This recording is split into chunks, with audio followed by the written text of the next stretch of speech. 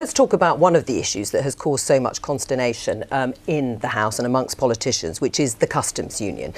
Without going over the various options or the two particular options on the table, would you accept, Jacob Rees-Mogg, which is being talked about and tweeted actually by one of your colleagues, Nick Bowles, an extension to staying in the customs union with the EU beyond the transition period to put in place the sort of arrangements that may then make it possible to have a technological answer to coming out? It's very hard to see that this would be necessary.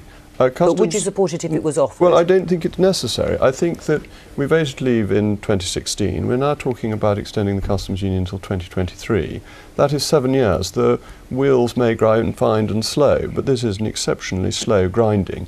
I think the implementation period to the end of 2020 is quite sufficient. But HMRC came before the Treasury Select Committee and said that even before the changes they will need to make for whatever the customs arrangement is going to be, which we don't yet know, the government haven't yet said what it's going to be, they were undertaking the biggest change programme in Europe already.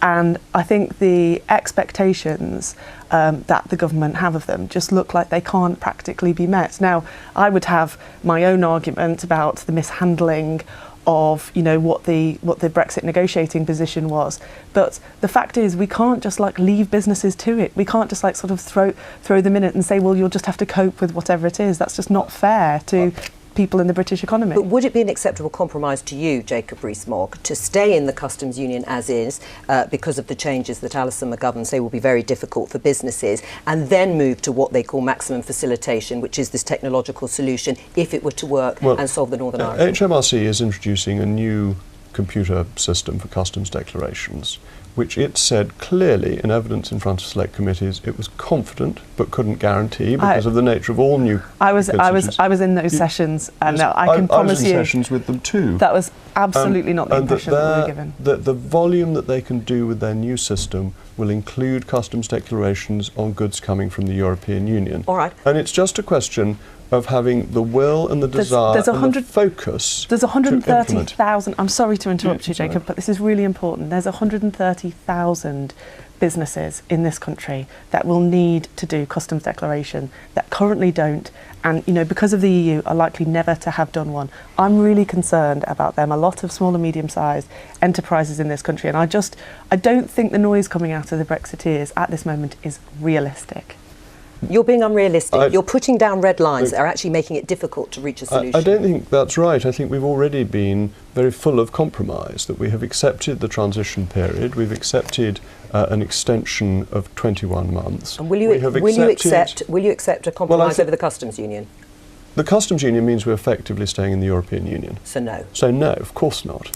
Of course I won't accept. So that is a red line. Any extension, any remaining in it. That we stay in the customs union would be an extension of membership of the European Union and would be a dramatic failure of government policy.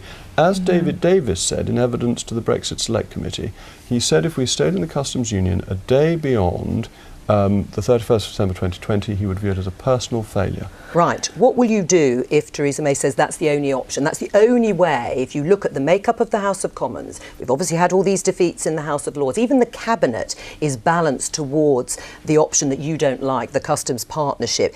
Do you not just have to compromise further on the customs union? The government got elected on a manifesto saying we would leave the customs union. Theresa May reiterated this in an article. It was a hung parliament. Hold on. Well, the government is the government, and unless it loses a vote of confidence in the House of Commons, it is the government and its policy is what the Prime Minister is committed to implementing. Will it end up as a vote of confidence then over nodding this? Whilst I say that. Will it end up as a vote of confidence over this? Are you prepared to go that far? Hold on. The Prime Minister wrote an article for The Sun on Sunday just last weekend saying that she was going to leave the single market and the customs union.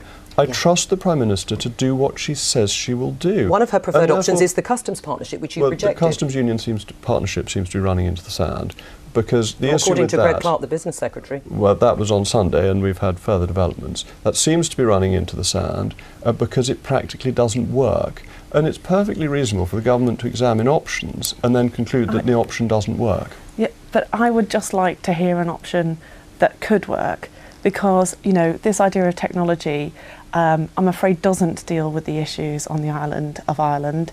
The border is incredibly sensitive and complex, And it's much more than, you know, whether you have physical infrastructure. It's about checks and, you know, processes that will be targets, and where people feel they've had an identity where they've been able to look either way on the island of Ireland. And that's a very important part of the Good Friday Agreement that has to be protected. When is Theresa May going to have to make up her mind on this? Well, the negotiations are taking place as we speak. Sure, but time, I hate to quote Michel Barnier in that way, but time is running out. Time flies, yes, as a little boy said when he threw the clock out of the window. But the idea is there will be an outline by the end of October. Right, but we've got to get on to some sort of trade talks by then. I mean, in terms of the customs union, when is the decision going to be? We have to get it through the European Parliament. Right, I mean, this is the essential part of the trade, is the customs issue. And with the Northern Irish border, there are already checks. It is a border for currency, it is a border for immigration, it is a border for excise, and it is a border for VAT. Right. So you're just adding one more thing for which it is a border. That does not need a hard border or physical infrastructure. Let's just talk about adding in that sentence. One of the things that we haven't talked about are food prices, because you think that food prices will come down when we leave the EU. You don't think they will. And in fact, the Lords Subcommittee, your favourite house, reported on trade post-Brexit and said an average 22% tariff would be put on food with price rises at the checkout, which wouldn't help the poorest in society, would it, Jacob? Well, the House of Lords has missed one very important thing, and that is that if you are in a negotiation for a free trade agreement, you can maintain your existing standards for 10 years under WTO rules. So we have 10 years from the point at which we leave the European Union to negotiate a free trade agreement with the EU, which would mean we could carry on with our zero tariffs. So this is something the report just ignores. It's unaware of, and I'm afraid... I mean, surely it hasn't ignored it. They know what they're talking about. No, they don't, unfortunately. I've read the report. It's got no reference to this WTO rule. Are they Remainers as well? Is this a conspiracy? Well, the chairman of the committee is a former member of the European Parliament, so it's a fairly safe bet that he's Remainer. But let's look at page 27. UKIP had members of the European Parliament, so that's hardly fair. But let's look at page 27. Current retail prices for sirloin steak in the US is £12.67 per kilogramme, and in the UK is £22.06 per kilogramme. If we import from the US, we can almost half the price of beef.